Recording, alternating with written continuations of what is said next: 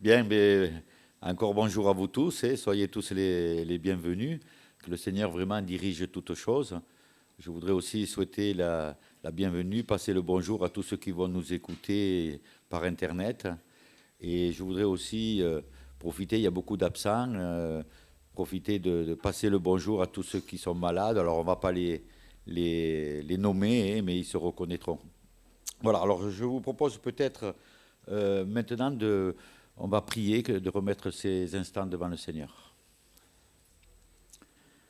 Seigneur notre Dieu, en effet, c'est une joie pour nous ce matin de pouvoir être dans ces lieux unis en toi, Seigneur. C'est toi que nous voulons adorer ce matin. C'est toi que nous voulons louer. C'est toi, Seigneur, que nous voulons vraiment apporter nos voix et vraiment que nos voix soient agréables à toi, Seigneur. Que vraiment tu conduises tout ce qui va être fait ce matin, tout ce qui va être dit, tout ce qui va être chanté, Seigneur. Que vraiment tout soit fait pour ta gloire. Conduis toutes choses et que ton esprit soit au milieu de nous. Au nom de Jésus-Christ. Amen. Alors je vous propose un premier chant. Ce chant, c'est Lumière du monde. Alors pour ceux qui peuvent se lever, eh bien, nous le chanterons debout.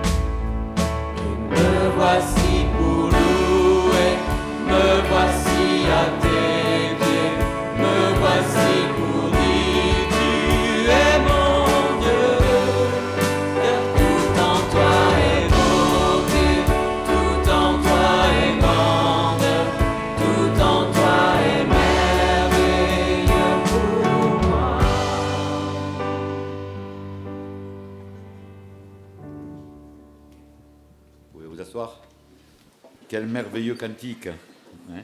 Me voici pour louer, me voici à tes pieds, me voici pour te dire, tu es mon Dieu, car tout en toi est beauté, tout en toi est grandeur, tout en toi est merveilleux. Tout ça, c'est le Seigneur Jésus-Christ. Et c'est ce que ce matin nous voulons vraiment lui apporter toute notre louange au Seigneur. Alors, dimanche dernier, je ne sais pas si vous vous rappelez, Eddy, il a dit quelque chose. je vois qu'il cligne des yeux, il a dit qu'il jalousait le président qui sera là, parce qu'aujourd'hui, c'est un jour exceptionnel, parce que nous pouvons nous voir, et c'est vrai que depuis 2 ans, nous portons des masques, et on peut se voir. Sauf que j'en profite quand même. Hein, oui, parce qu'il est en face et il voit aussi. Mais c'est vrai, tu as raison, Eddy, c'est un privilège parce qu'on peut vous voir, on peut voir les sourires, on peut voir vos yeux, enfin les yeux on les voyait, mais il y a l'expression du visage qui montre la joie que nous avons ce matin de pouvoir être unis ensemble et louer le Seigneur. Alors c'est vrai, quand j'ai repensé à ce qu'il disait, je me disais, ben ouais, il a raison. Hein. C'est un privilège pour nous qui sommes là de vous voir tous. Après, on aura l'occasion, bien sûr, de se voir. Hein. Bien sûr, le port du masque, il n'est plus obligatoire, mais pour ceux qui portent encore le masque, on ne va pas juger, c'est en toute liberté, parce que c'est vrai que le Covid est toujours là, et c'est une précaution quand même que pour certains qui veulent prendre, hein, nous n'allons pas les juger. Alors, c'est vrai que c'est un privilège, parce que quand je vous regarde, je me dis, mais waouh, qu'est-ce que vous êtes beau, qu'est-ce que vous êtes belle, hein. Et c'est extraordinaire de pouvoir voir vos visages. Mais le Seigneur, qu'est-ce qu'il voit? Il voit aussi nos cœurs.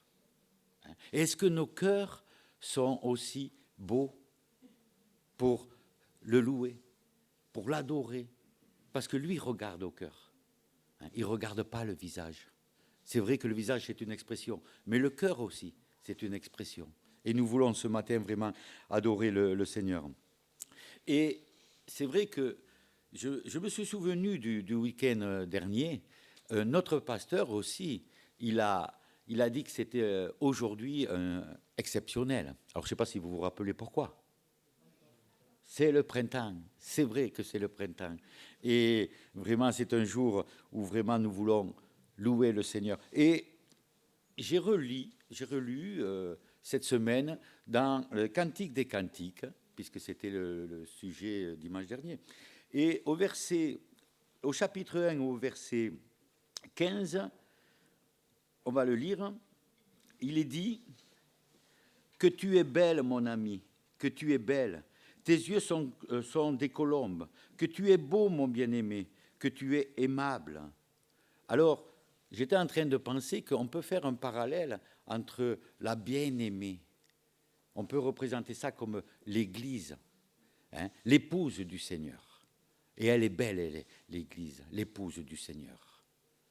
Et bien sûr, le bien-aimé, c'est le Seigneur. Et j'ai continué à lire et je suis retombé, bien sûr, sur ce que Alain nous avait partagé. J'aimerais vous le partager, toujours dans le chapitre 2, au verset 10.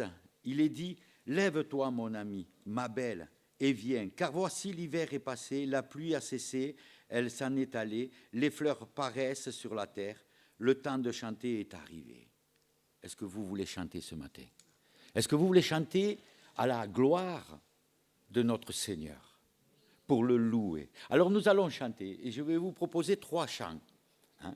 Le premier chant que nous allons chanter, c'est à celui qui nous aime, parce que Jésus-Christ nous aime d'un amour insondable. Le deuxième cantique, c'est sans ta lumière, Seigneur, qu'est-ce que nous ferions? Et le troisième cantique que nous allons chanter, je ne vous le dis pas, ça sera une surprise. Je vous propose maintenant de vous lever et on va chanter ces 2 cantiques à la louange et à la gloire de notre Seigneur. À celui qui nous aime.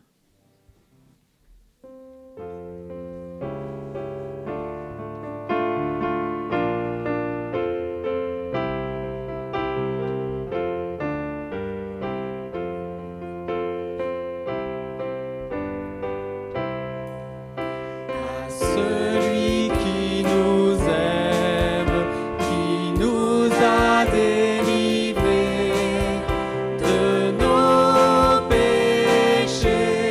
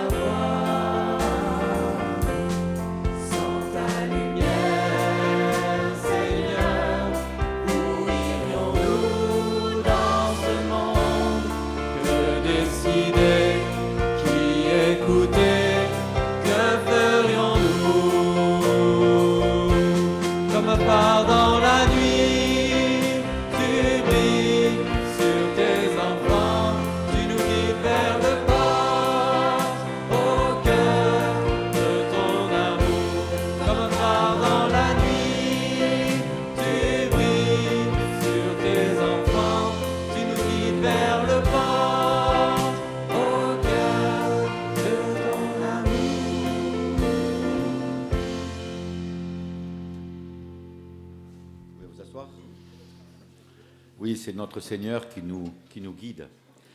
Alors, tout à l'heure, je vous ai parlé d'une surprise et je vais demander à tous ces jeunes qui sont là et qui, c'est vraiment agréable de les voir avec ce sourire, avec vraiment un cœur pur.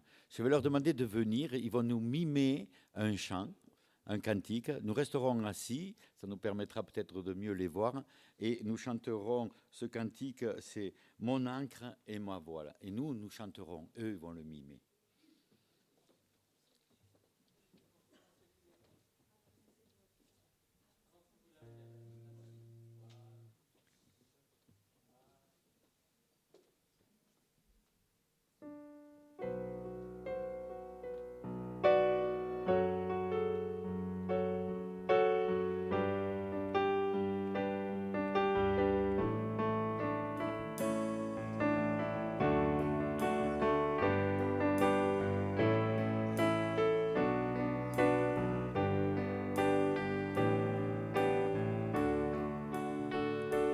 Dieu, tu es ma force, ma consolation, une lampe devant mes pas.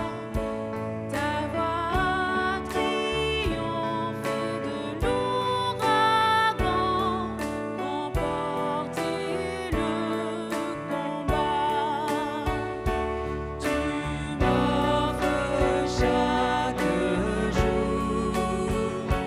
ton infaillible amour, toi qui as fixé le cours des étoiles, sois mon encre, sois ma voile.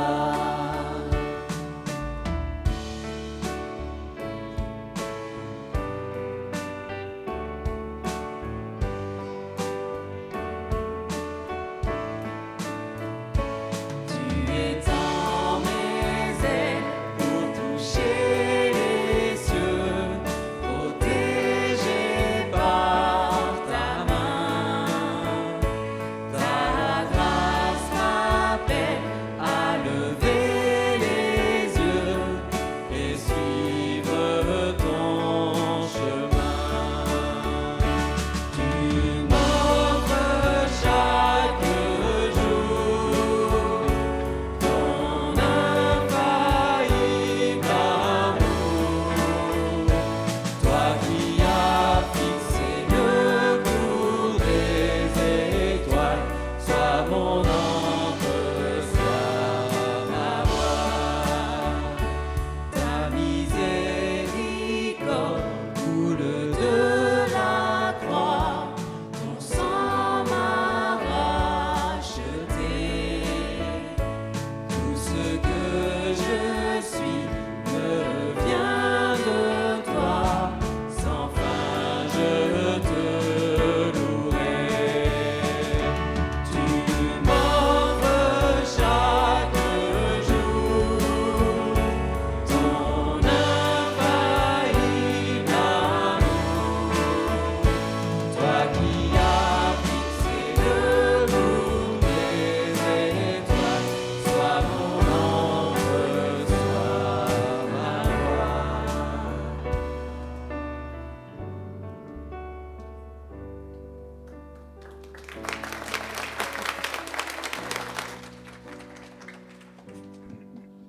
Waouh. Merci beaucoup les jeunes. Vraiment, je vous encourage à continuer à chanter, à mimer pour la gloire du Seigneur. Je crois que le cœur du Seigneur est touché quand il voit des enfants vraiment purs, hein. Et je les regardais et quand ils mimaient. J'avais envie de mimer, mais je ne connaissais pas les gestes. Mais c'est extraordinaire. Quand on a parlé de la croix, ils étaient comme ça. C'est le Seigneur qui s'est donné pour nous. Et je suis sûr que quand, cette semaine, si vous rechantez ce cantique-là, vous aurez envie de faire les gestes aussi et de vous rappeler tout ce qu'ils ont fait. Merci vraiment. Oui, le Seigneur, il est notre ancre.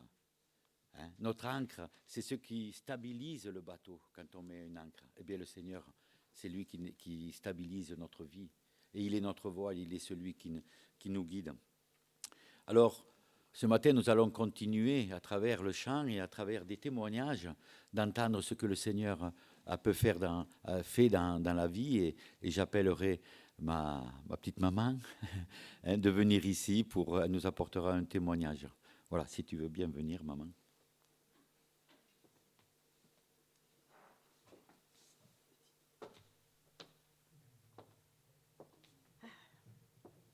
Bonjour à tous.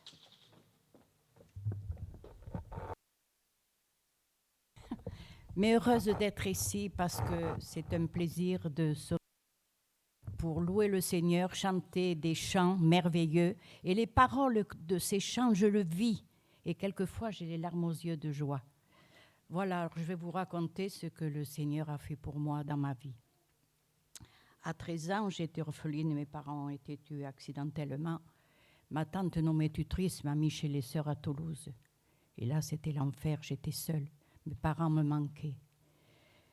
Je ne connaissais pas le Seigneur, bien qu'on allait à la messe tout le temps.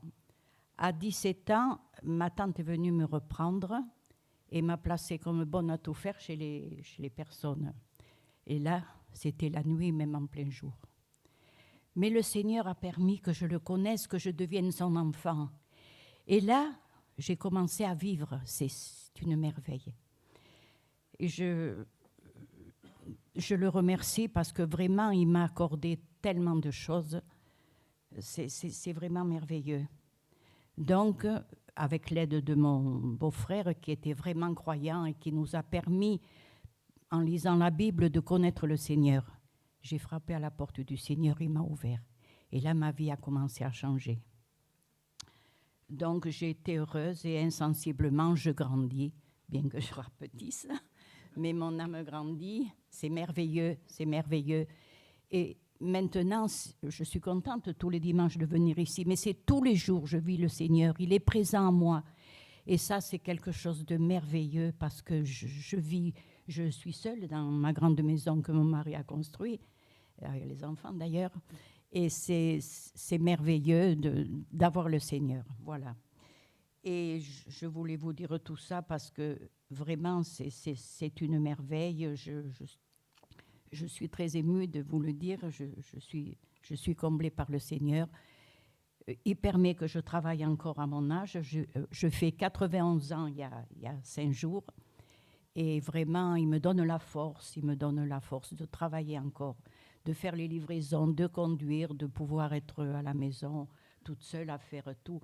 J'ai 6 merveilleux enfants, 12 petits-enfants merveilleux et beaucoup de petits arrière-petits-enfants.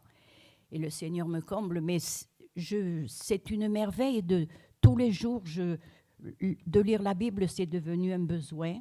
Je chante les cantiques en me levant, je vis avec lui. Quand je pars, je lui demande de m'aider, si c'est sa volonté, parce que j'ai une jambe quand même un peu fragile, de ne pas trébucher quand je vais promener ma petite chienne. Quand je pars en voiture, je lui demande de me garder toujours, si c'est sa volonté, je le remercie en arrivant. Mais tous les jours, je suis avec lui. Je ne suis pas seule. C'est vraiment une merveille. Et quelquefois, les clientes me disent, certaines, mais comment vous faites pour travailler encore ? Alors, je leur explique que ce que le Seigneur a fait pour moi, mais qui peut faire pour vous ? Alors, elles me disent, oh, mais on va à la messe tous les dimanches. Je dis, c'est très bien, mais il faut tous les jours vivre le Seigneur. Essayer de lire la Bible, de savoir ce que le Seigneur a fait pour nous, parce que si nous croyons fermement que Dieu a donné son Fils, Dieu qui nous a créés, qui a créé tout l'univers, la terre, et qui a créé un corps aussi parfait que le nôtre, parce que tout ce qui est dans notre corps a une utilité. Et ça, je leur explique que c'est vraiment merveilleux. Voilà, je suis très, très émue, excusez-moi. Mais c'est bien parce que je vis le Seigneur et pour moi, c'est quelque chose de merveilleux. Voilà, je voulais vous en faire part. Je suis tellement émue que j'ai des choses encore voilà, je suis très émue, je m'excuse. Voilà, je voulais vous faire part de tout ça.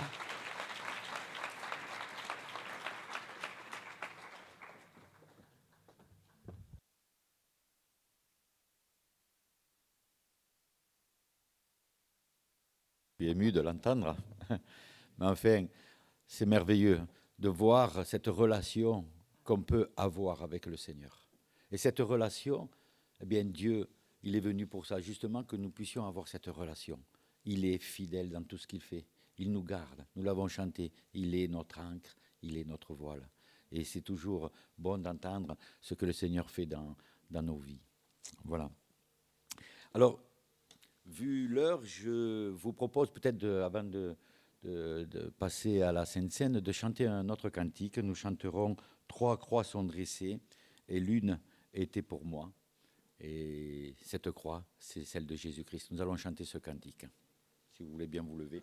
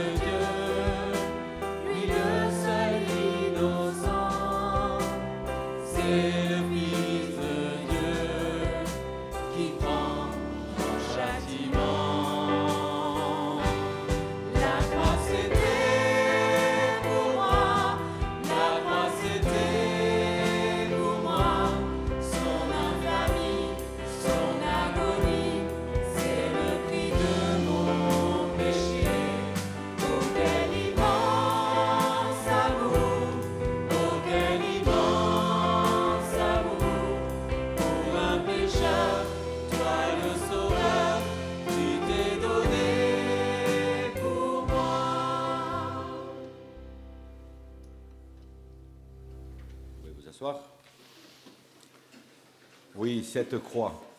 Alors, cette croix, en elle-même, ce n'est pas la croix qui est importante, mais c'est la personne qui a été sur cette croix qui est importante. C'est cette personne-là qui s'est donnée pour moi.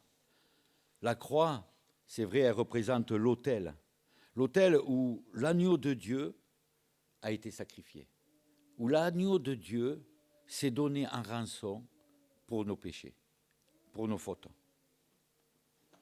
Et c'est cela que nous devons discerner. D'ailleurs, le Seigneur, il le dit, faites ceci en mémoire de moi. Alors c'est vrai que dimanche après dimanche, on le dit, on le répète, hein, nous participons à la table du Seigneur. Mais ce n'est pas par habitude, c'est parce que c'est un ordre du Seigneur. Faites ceci en mémoire de moi. Parce qu'en faisant cela, hein, nous nous rappelons ce que le Seigneur il a fait. Il s'est donné pour moi. Et c'est vraiment un privilège pour nous de pouvoir participer. C'est parce que nous avons reconnu que l'agneau de Dieu a été sur la croix. Et comme nous l'avons chanté, il s'est donné pour moi, pour ma faute. Il a payé le prix à ma place. Et c'est pour cela que nous devons vraiment discerner cette croix, là où le Seigneur s'est donné. Et c'est vrai que nous disons aussi que pour participer à la table du Seigneur, eh bien, il faut l'avoir accepté dans son cœur. Reconnaître qu'il est l'agneau de Dieu, celui qui a payé le prix, qui s'est donné et qui a pardonné nos péchés sur la croix. Et nous voulons aussi vraiment reconnaître cela. Et tous ceux qui ont qui ont reconnu Jésus-Christ comme leur sauveur, qui en ont témoigné par les eaux du baptême qu'ils appartiennent au Seigneur et que lui a tout accompli sur la croix, eh bien, toutes ces personnes-là peuvent prendre la Sainte Seine. Alors, je vous propose de vous lever, tous ceux qui ont accepté le Seigneur dans leur cœur, tous ceux qui en ont témoigné, eh bien, je vous demande de vous lever, c'est tout simplement pour faciliter la distribution. Alors, j'ai oublié, je m'en excuse, à cause de la salle d'à côté, j'ai oublié de demander à des personnes de venir partager la Sainte Seine avec moi. Alors, je demanderai peut-être à David, à Maxime, si tu veux bien venir aussi, Gino aussi de venir, on distribuera la Sainte Seine. Et peut-être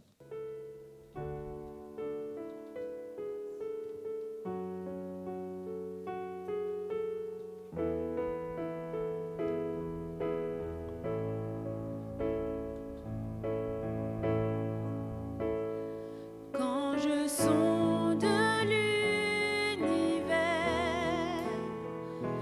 les astres que tu as créés, les océans, les mers, tout me révèle ta majesté. Alors mon âme veut s'écrier de tout mon cœur. Je veux chanter, oh Dieu, tu es infiniment grand, éternel puissant, roi majestueux, oh Dieu, tu es infiniment grand, éternel puissant, roi majestueux.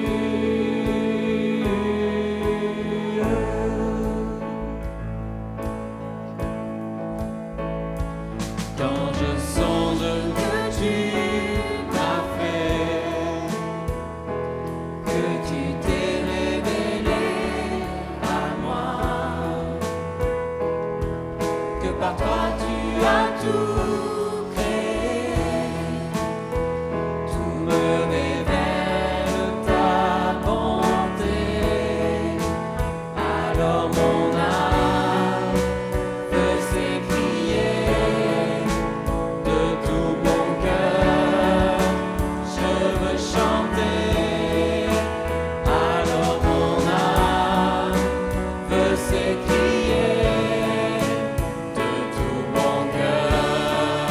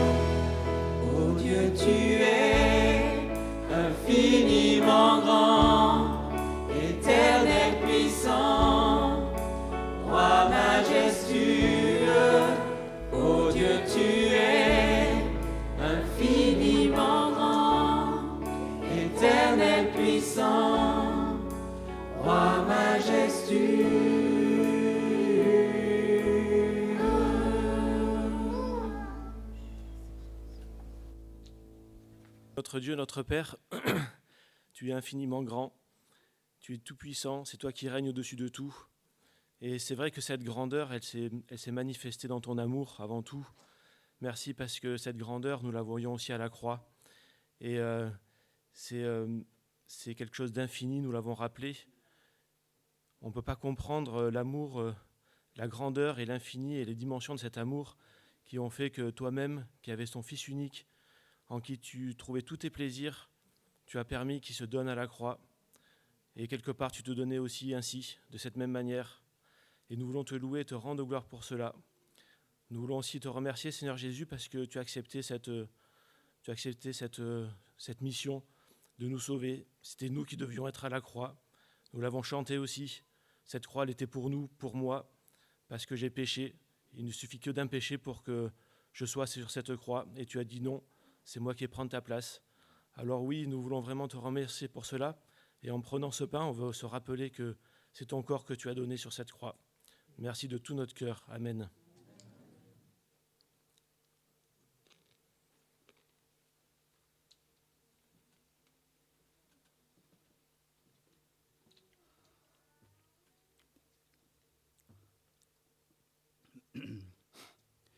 Oui, Seigneur notre Dieu, éternel roi, éternel puissant, merveilleux, merveilleux, comme l'a dit ma maman. Seigneur, nous voulons te bénir parce que tu es un Dieu de toute éternité, tu règnes dans les cieux et tu nous as réconciliés avec toi par ce sang versé à la croix. Merci parce qu'aujourd'hui nous avons un accès auprès de toi. Merci parce que ma maman et tout le monde ici peut dire que nous t'appartenons par le sang de Jésus qui nous a rachetés de nos péchés. Nous te bénissons au nom de Jésus. Amen. Vivons la coupe.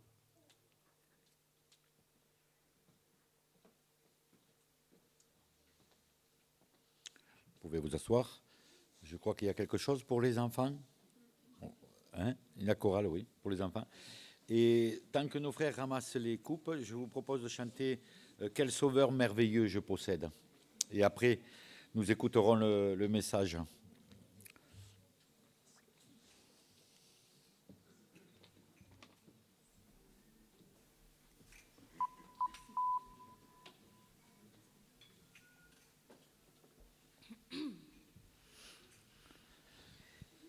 Quel sauveur merveilleux je possède.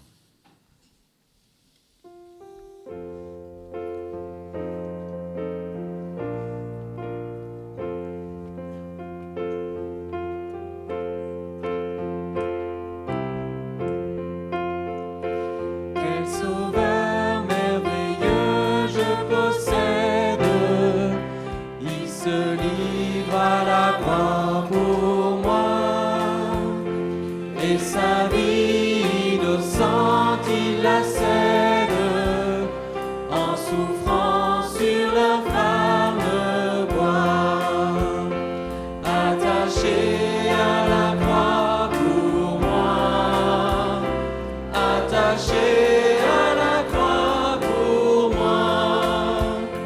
Il a pris mon péché, il m'a délivré, attaché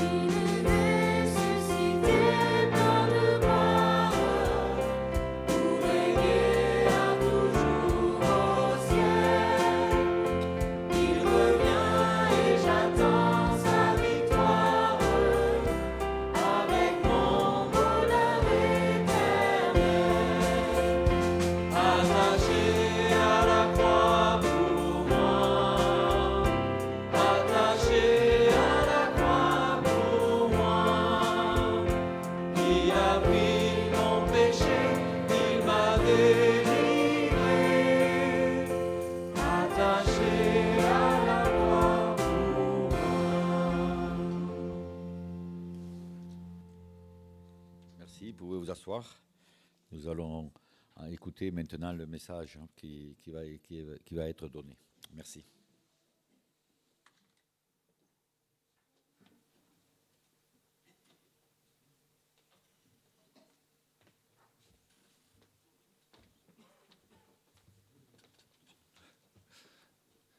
Bonjour à tous.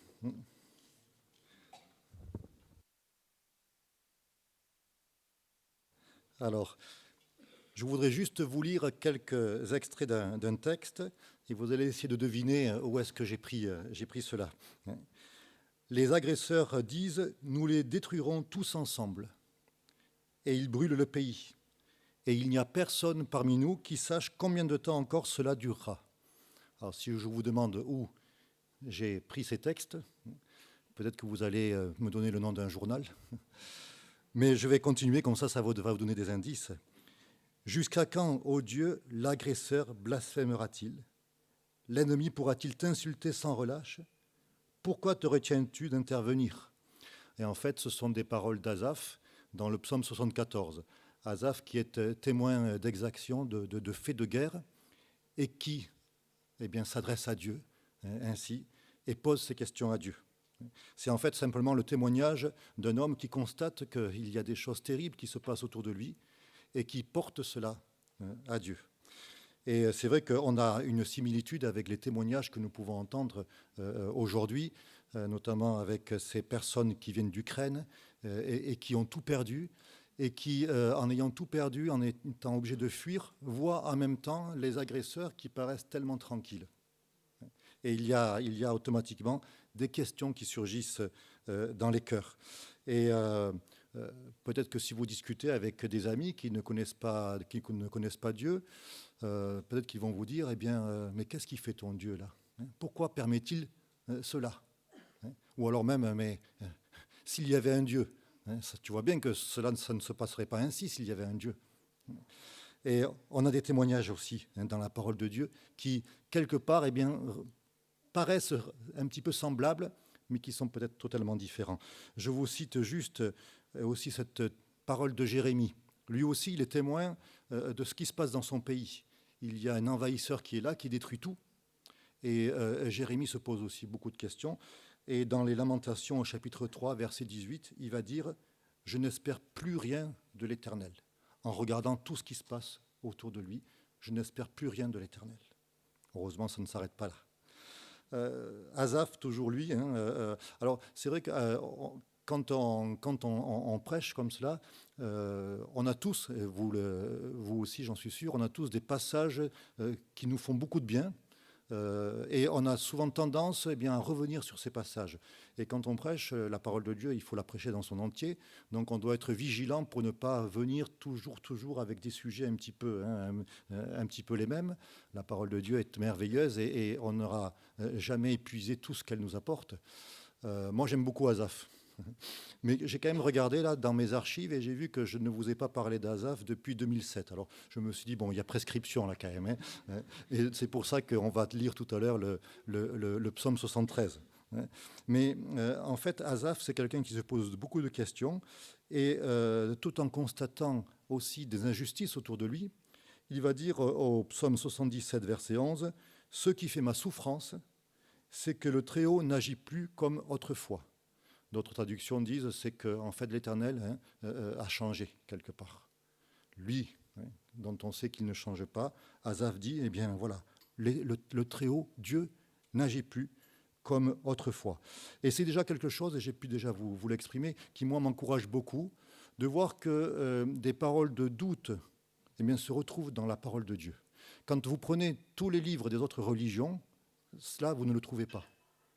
Ce sont des paroles de sagesse très très souvent, mais on ne trouve pas des paroles de doute. En plus, avec des personnages qui sont des personnages quand même en vue, parce que Asaph était quelqu'un qui était en vue à l'époque.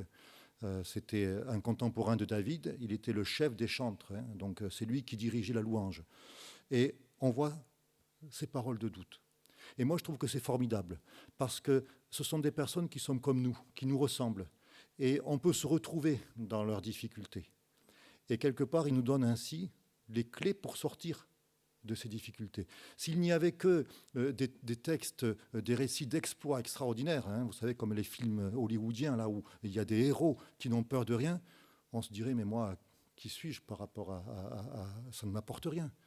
Je ne peux pas me reconnaître dans ce personnage. Mais non, la parole de Dieu, notre Dieu est comme cela, et il met même des paroles de doute. On est le mardi soir actuellement en train d'étudier Élie, le prophète Élie. Et souvent, on a repris ce passage de Jacques qui nous parle d'Élie, qui nous dit que Élie était un homme de la même nature que nous. Donc nous sommes des personnes de la même nature qu'Élie. Et Élie a accompli des choses prodigieuses avec son Dieu. Mais on va le voir aussi bientôt, Élie aussi est passé par des moments difficiles, des difficultés et des paroles presque de découragement et de dépression. Et on peut se retrouver des fois aussi dans ces paroles-là. Quand on a des difficultés, on est souvent très très heureux quand quelqu'un qui a connu les mêmes difficultés, les mêmes souffrances, la même épreuve, vient nous voir. Parce qu'on se dit, ben lui au moins il me comprend. Je voudrais vous citer ce passage de Hébreux qui nous parle de notre Seigneur Jésus-Christ, notre grand souverain sacrificateur qui a traversé les cieux, Jésus, le Fils de Dieu. Nous pouvons donc demeurer fermes dans la foi que nous professons, car nous n'avons pas un souverain sacrificateur qui ne puisse compatir à nos faiblesses. Au contraire, il a été tenté comme nous en toutes choses, sans commettre de péché. Nous pouvons donc nous approcher avec assurance du trône de la grâce, afin d'obtenir miséricorde et de trouver grâce pour être secourus dans tous nos besoins. Là, en fait, l'auteur de l'Épître aux Hébreux nous dit que, eh bien, Jésus a vécu ce que nous vivons, donc il nous comprend. Jésus peut nous comprendre. Et Asaph a beaucoup de questions. Et c'est vrai, je vous disais que c'était le chef de chorale. Hein, mais des fois même, c'est un petit peu étrange. Quand il regarde ce qui se passe dans son pays, à un moment, il va faire cette prière à Dieu. Au psaume 74, verset 11, il va dire « Pourquoi te retiens-tu d'intervenir ? Ne reste donc pas inactif, viens les exterminer. » Et on n'oserait pas prononcer les paroles ainsi. D'ailleurs, ça serait un petit peu étrange si on prend quelqu'un du groupe de louanges, Benjamin ou Cafoui, et puis qui se mettait à prier, mais Seigneur, viens les exterminer. On se dirait, mais bon, ça nous ferait drôle quand même. Mais voyez-vous, ça c'est la pensée d'Asaph. Mais la parole de Dieu, ce n'est pas parce qu'il y a ces prières-là qu'on va se les approprier. Ce n'est pas parce qu'il y a des paroles de doute qu'il faut que nous aussi, nous puissions douter. Non, c'est simplement des témoignages. Ce sont des témoignages qui nous montrent que ces personnes-là ont vécu ce que nous pouvons vivre nous aussi, et nous y trouvons ainsi, dans ces témoignages, la clé pour pouvoir sortir de ces situations.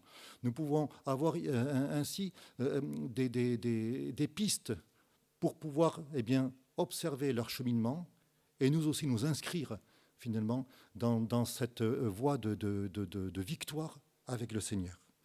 Et c'est pour cela que les récits d'Asaph, entre autres, sont un grand encouragement pour nous. Et je voudrais qu'on puisse lire ensemble le psaume 73, qui est un des psaumes les plus connus d'Asaph, avec peut-être le psaume 50 aussi. Alors, psaume 73, psaume d'Asaph. Oui, Dieu est bon pour Israël, pour ceux qui ont le cœur pur. Toutefois, mon pied allait fléchir, mais pas été sur le point de glisser, car je portais envie aux insensés en voyant le bonheur des méchants. Rien ne les tourmente jusqu'à leur mort, et leur corps est chargé d'embonpoint. Ils n'ont aucune part aux souffrances humaines, ils ne sont point frappés comme le reste des hommes. Aussi l'orgueil leur sert de collier, la violence est le vêtement qui les enveloppe. L'iniquité sort de leurs entrailles, les pensées de leur cœur se font jour. Ils raillent, ils parlent méchamment d'opprimés, ils profèrent des discours hautains. Ils élèvent leur bouche jusqu'aux cieux et leur langue se promène sur la terre. Voilà pourquoi son peuple se tourne de leur côté, il avale l'eau abondamment. Et il dit, comment Dieu saurait-il ? Comment le Très-Haut connaîtrait-il ? Ainsi sont les méchants, toujours heureux, ils accroissent leur richesse. C'est donc en vain que j'ai purifié mon cœur et que j'ai lavé mes mains dans l'innocence. Chaque jour, je suis frappé. Tous les matins, mon châtiment est là. Si je disais « je veux parler comme eux », voici, je trahirais la race de tes enfants. Et quand j'ai réfléchi là-dessus pour m'éclairer, la difficulté fut grande à mes yeux, jusqu'à ce que j'ai pénétré dans les sanctuaires de Dieu et que j'ai pris garde au sort final des méchants. Oui, tu les places sur des voies glissantes. Tu les fais tomber et les mets en ruine. Et quoi? En un instant, les voilà détruits. Ils sont enlevés, exterminés par une fin soudaine. Comme un songe au réveil. Seigneur, à ton réveil, tu repousses leur image. Lorsque mon cœur s'aigrissait et que je me sentais percé dans les entrailles, j'étais stupide et sans intelligence. J'étais à ton égard comme les bêtes.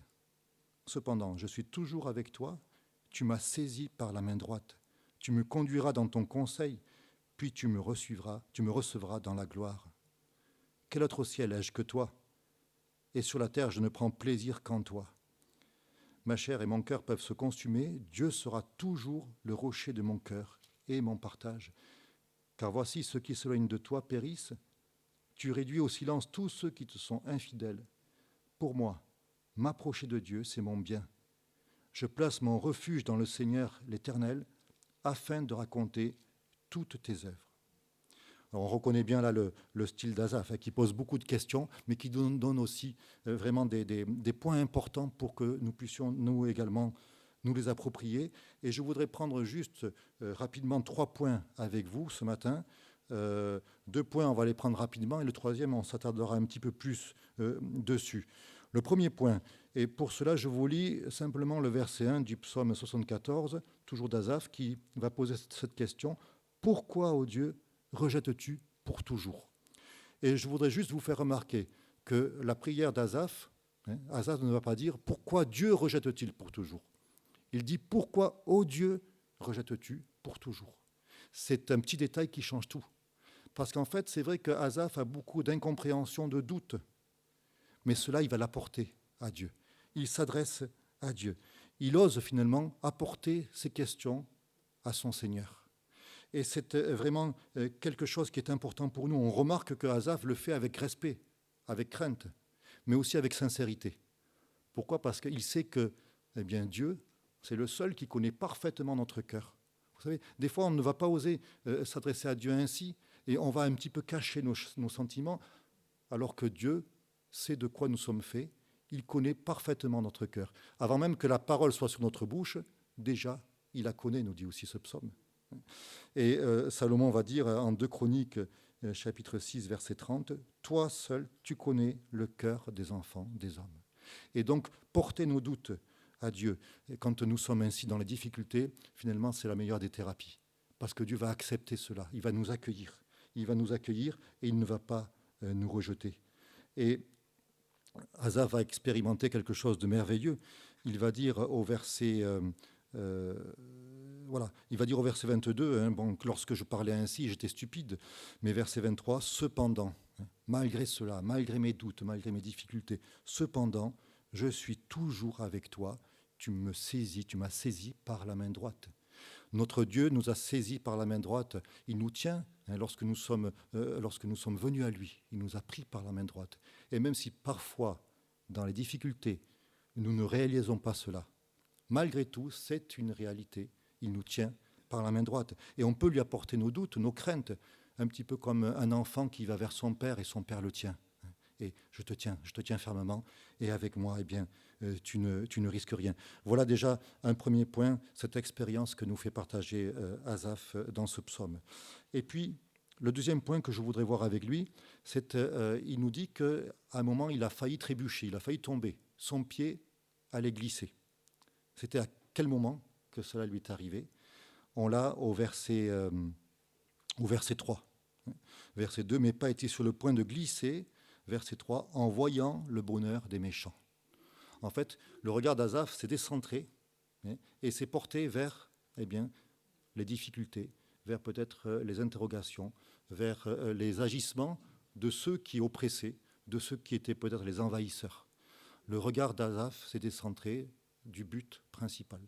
Ça nous rappelle un petit peu Pierre, et il y a eu beaucoup de prédications sur Pierre qui marche sur les eaux et qui, à un moment, porte ses regards vers les éléments, vers les vagues qui sont énormes, et il va à ce moment-là s'enfoncer. Et souvent, on dit, c'est quand il a quitté ces regards qui étaient portés sur le Christ, qui les a braqués sur les difficultés, qu'il a commencé à douter. On a un petit peu la même chose ici. Et la parole de Dieu nous montre que finalement, eh bien, la vie, c'est un petit peu comme une course. Et c'est notamment Paul qui va illustrer la vie comme une course. Et une course, si vous avez fait attention aux athlètes, lorsqu'ils sont sur le départ pour un 100 mètres, par exemple, sur les starting blocks, qu'est-ce qu'ils font? Est-ce qu'ils regardent, voilà, où est-ce qu'il est, mon concurrent, là, à côté, quel couloir il a, ou le public, est-ce qu'il y a quelqu'un que je connais? Non. Ils ont souvent même un petit rituel. Ils ont la tête baissée, et puis ils lèvent la tête, ils regardent, et leurs regards sont fixés sur l'objectif. Et pendant toute leur course, ils ont les yeux fixés uniquement sur l'objectif. Et c'est ce que nous demande la parole de Dieu. C'est ce que nous encourage aussi Asaph ici, et puis également l'apôtre Paul. Avoir les regards sur le but. Et le but, pour chacun d'entre nous, c'est le Christ. Avoir les regards sur Jésus-Christ. Lorsque Étienne était près d'être lapidé, qu'est-ce qu'il a dit? Il a dit, je vois les cieux ouverts, et Jésus-Christ, le Fils de Dieu, qui est debout. Jésus était là pour l'accueillir. Et la parole de Dieu nous dit que son visage était semblable à celui d'un ange. Étienne, dans l'épreuve, alors qu'il allait connaître la mort physique, avait les regards fixés sur le but, sur Jésus-Christ. Et Hébreux chapitre 12, verset 1, nous dit « Courons avec persévérance dans la carrière qui nous est ouverte, ayant les regards sur Jésus, qui suscite la foi, ou qui fait naître la foi, pour d'autres versions, et qui l'amène à la perfection. En échange de la joie qui lui était réservée, il a souffert la croix, méprisé l'ignominie. Il s'est assis à la droite du trône de Dieu. Considérez en effet celui qui a supporté contre sa personne une telle opposition de la part des pécheurs, afin que vous ne vous lassiez point l'âme découragée. » Nous pouvons connaître le découragement. La clé qui nous est donnée, c'est de regarder à Christ. Et puis, le troisième point, et on pourrait se dire, mais concrètement, comment regarder à Christ? Et ce troisième point nous apporte la réponse. Le troisième point que je voudrais relever dans ce psaume 73, c'est ce qu'expérimente Asaph. Verset 16, il va dire, quand j'ai réfléchi à cette difficulté, pourquoi les méchants prospèrent? Pourquoi finalement ceux qui ne se préoccupent pas de Dieu prospèrent alors que moi, je suis dans les difficultés? Je n'ai pas compris. Jusqu'à ce que, verset 17, jusqu'à ce que j'ai pénétré dans les sanctuaires de Dieu. Jusqu'à ce que, nous dit une autre version, je me suis retrouvé dans la maison de Dieu. Dans la maison de Dieu, dans la présence de Dieu. Les sanctuaires de Dieu, c'est-à-dire sa présence. Et c'est là que Asaph, pour lui, tout va s'éclairer. Il va comprendre, il va être fortifié, il va être rassuré, et il va pouvoir se réfugier dans les bras de son Dieu. Tout s'explique pour lui lorsqu'il se retrouve dans la présence de Dieu. Et c'est vrai que le sanctuaire de Dieu, avant, c'était un point bien particulier.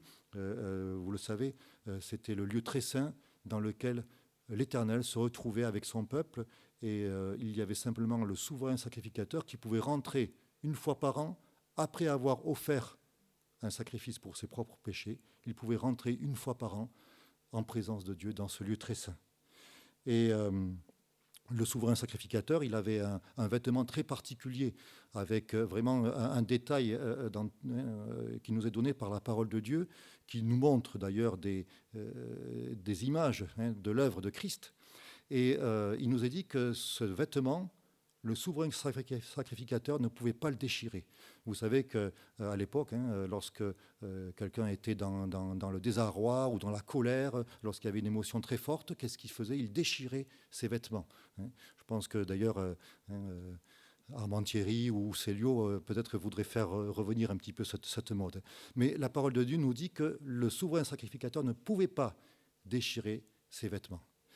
Et lorsque Jésus a subi ce simulacre de procès, à un moment, le souverain sacrificateur a dit « Mais cet homme blasphème, qu'est-ce que nous avons encore besoin de plus de témoins ?» Et qu'a-t-il fait? Il a déchiré ses vêtements. Et sans le savoir, finalement, cet homme-là, montrait, c'était une image que la sacrificature, selon l'ordre d'Aaron, prenait fin. Et il y avait un nouveau souverain sacrificateur qui prenait le relais, Jésus-Christ. Jésus-Christ, notre souverain sacrificateur. Et vous savez que lorsque Jésus est mort sur la croix, le voile qui séparait le lieu saint du lieu très saint s'est déchiré en commençant par le haut. Et Dieu montrait ainsi qu'il y avait une route nouvelle, vivante, que Jésus-Christ a inauguré pour nous, pour que nous puissions nous tenir, nous aussi, dans la présence de Dieu, dans les sanctuaires de Dieu. Nous avons une libre entrée dans les sanctuaires de Dieu. Nous pouvons, quand nous le désirons, nous tenir dans la présence de Dieu. Et c'est quelque chose qui change tout. Notre sœur Françoise nous l'a témoigné. À 91 ans, après une longue vie avec le Seigneur, mais pouvoir dire oui, le Seigneur est merveilleux. Et je suis certain qu'elle a eu des difficultés, des épreuves, mais pouvoir dire oui, le Seigneur est merveilleux. Et pouvoir témoigner, je me tiens tous les jours auprès du Seigneur. C'est quelque chose qui est disponible pour chacun d'entre nous. Hébreux chapitre 4, verset 16 nous dit « Approchons-nous donc avec assurance du trône de la grâce ». Pourquoi nous pouvons le faire? Parce que nous avons une libre entrée dans le sanctuaire. Approchons-nous donc avec assurance du trône de la grâce afin d'obtenir miséricorde, de trouver grâce pour être secourus dans tous nos besoins, toutes nos difficultés, nos incompréhensions. Eh bien, nous avons la clé avec ce verset 17. Nous pourrons nous tenir dans les sanctuaires de Dieu. Et là, nous avons non plus le flou. Le sanctuaire de Dieu, c'est le lieu des révélations, des certitudes. Tout s'explique pour Asaph. Son esprit est illuminé. Et nous aussi, nous pouvons aussi connaître cela. Ce n'est pas le domaine du flou, ce sont des certitudes. L'apôtre Paul pouvait dire « Je sais en qui j'ai cru ».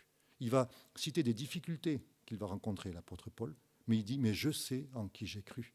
Et nous pouvons aussi nous approprier cela, non pas simplement une phrase, mais une réalité. Je sais en qui j'ai cru. Pourquoi? Parce que je me tiens dans les sanctuaires de Dieu. Je suis en présence de mon Dieu. Et on voit tellement d'exemples dans la parole de Dieu où des personnes sont dans l'incertitude. Je pense à Nathanaël, il est dans l'incertitude, et puis il rencontre le Seigneur. Et là, eh bien, tu es le Fils de Dieu, tu es le roi d'Israël. C'est plus quelque chose de fou, non. Il sait lui aussi en qui il a cru.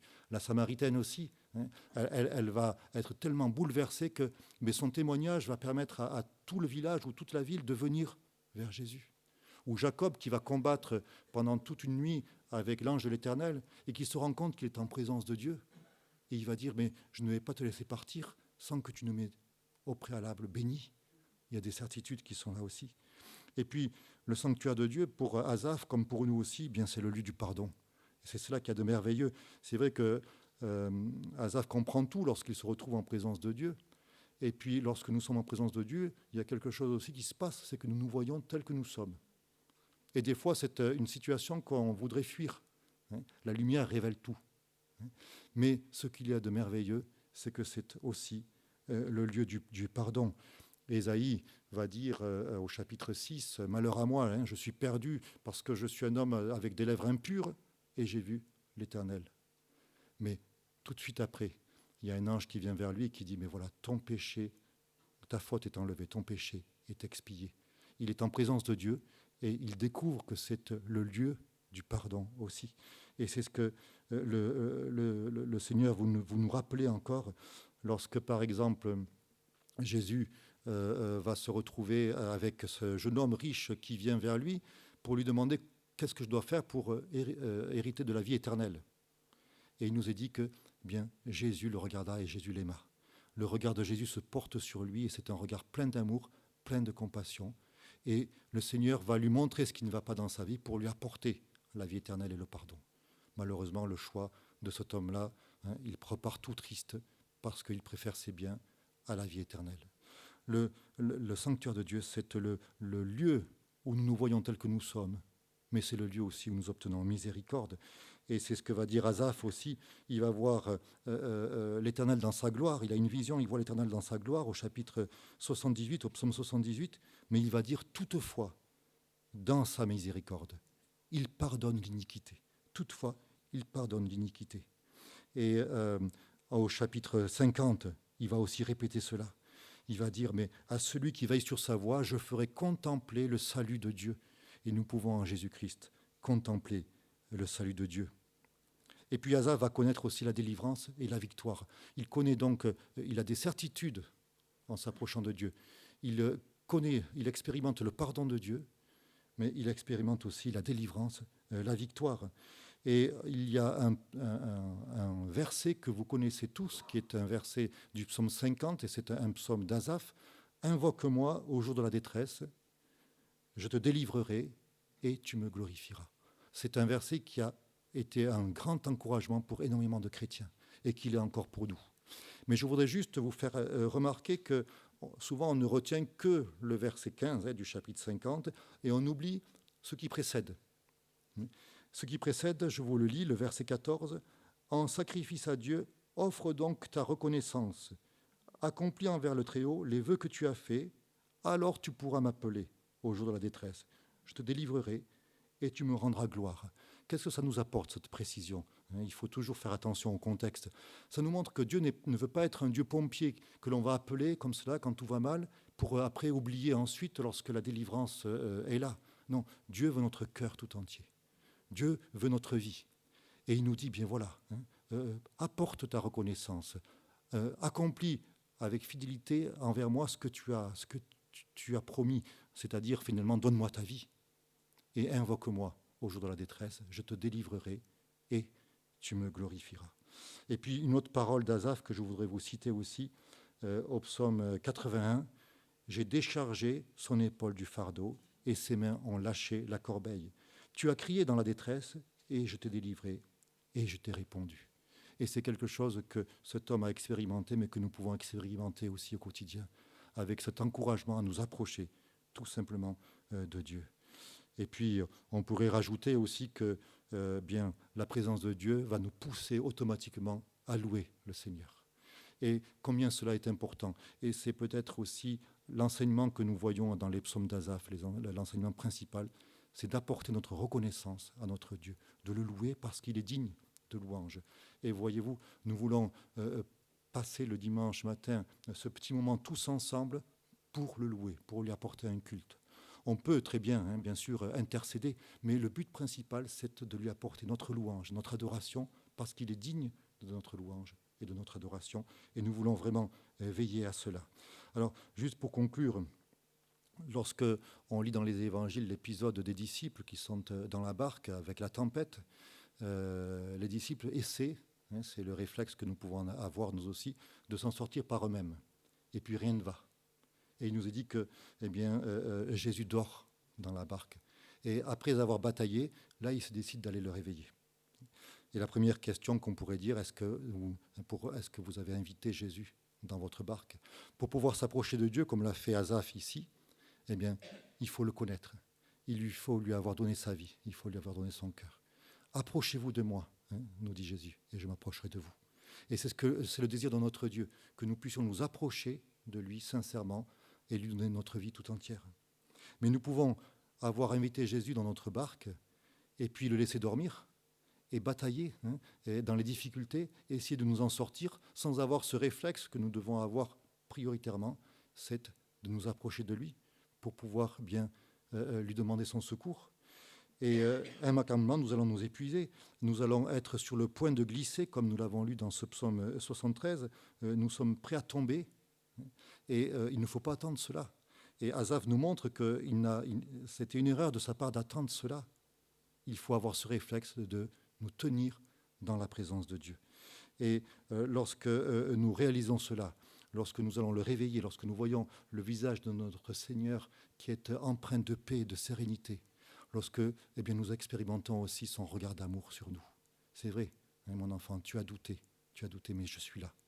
Et nous pouvons expérimenter aussi que, quelle que soit l'épreuve que nous allons vivre, que nous traversons, le Seigneur nous dit, ton épreuve, c'est mon épreuve aussi, parce que je te comprends et parce que je suis celui qui te tient par la main. Ta tempête, c'est également ma tempête. Et je vais soit la calmer, comme je l'ai fait pour les disciples, soit je vais la traverser avec toi, mais de toute façon, je t'ai saisi par la main droite et je ne vais pas te lâcher. Et ce qui est de merveilleux, c'est que Asaph a expérimenté cela. Et il a pu dire, maintenant je connais la paix que notre Seigneur nous donne. Et il y a un chant qui le dit, et nous pouvons expérimenter que c'est vrai que, dans les difficultés, même si c'est quelque chose que nous ne comprenons pas, sa paix peut devenir aussi notre paix. Et c'est ce que nous enseigne Asaph dans toutes ces situations, avec toutes ces questions qu'il apporte à son Dieu, et avec les réponses qu'il peut ensuite connaître lorsqu'il est dans la présence de Dieu. Je voudrais juste vous relire ce versets 14 et 15 du psaume 50. En sacrifice, offre donc à Dieu ta reconnaissance. Accomplis envers le Très-Haut les vœux que tu as faits et appelle-le au jour de la détresse. Il va te délivrer et tu pourras lui rendre gloire. Que ce soit une réalité dans chacune de nos vies. Amen.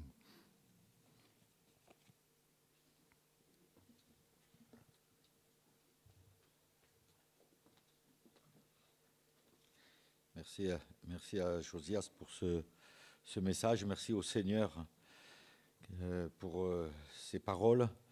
En tout cas, je suis un peu comme Josias. Je veux apprendre davantage d'Asaph et je commence à l'aimer moi aussi parce que, en fin de compte, il me ressemble. Mais je dois lui ressembler aussi parce que, pour moi, m'approcher de Dieu, c'est mon bien. Et ça, c'est le meilleur pour chacun de nous approcher de Dieu. Alors, je vous propose de chanter un cantique. Nous chanterons ce cantique, c'est auprès de Dieu. Vous pouvez vous lever pour ceux qui le peuvent.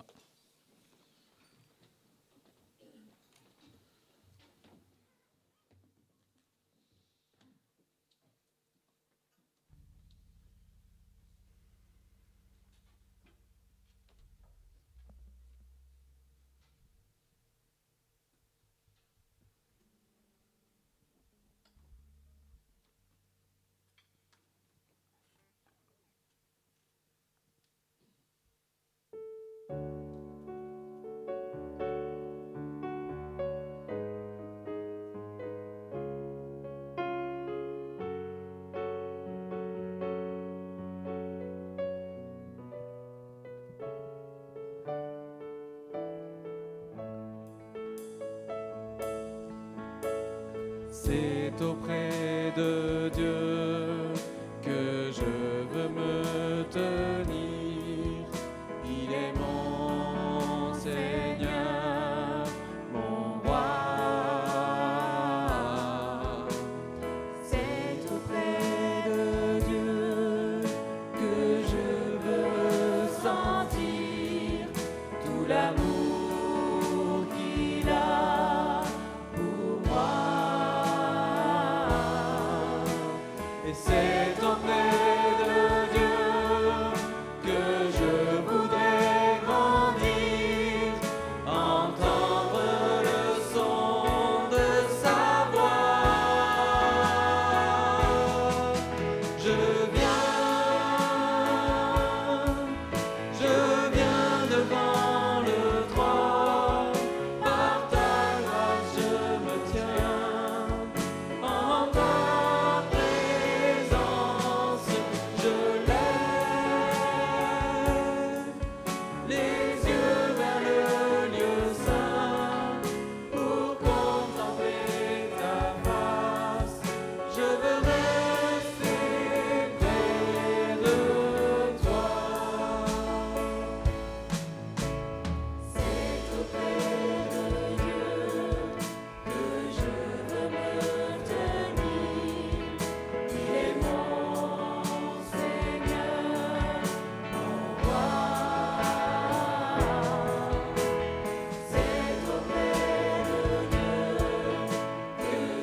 peux ressentir tout l'amour qu'il a pour moi.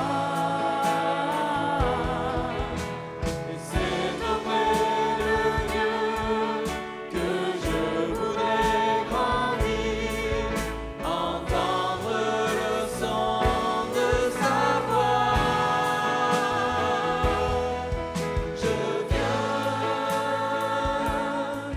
Je viens devant le trône, par ta grâce je me tiens, en ta présence je lève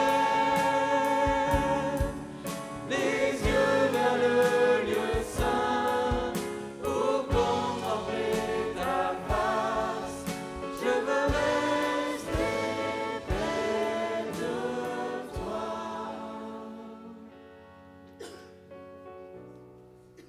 Et bien que ça soit notre désir de vouloir rester auprès de lui, que ce soit notre désir pour cette semaine. Donc voilà, vous pouvez vous asseoir et le culte en ligne se termine. Et je voudrais...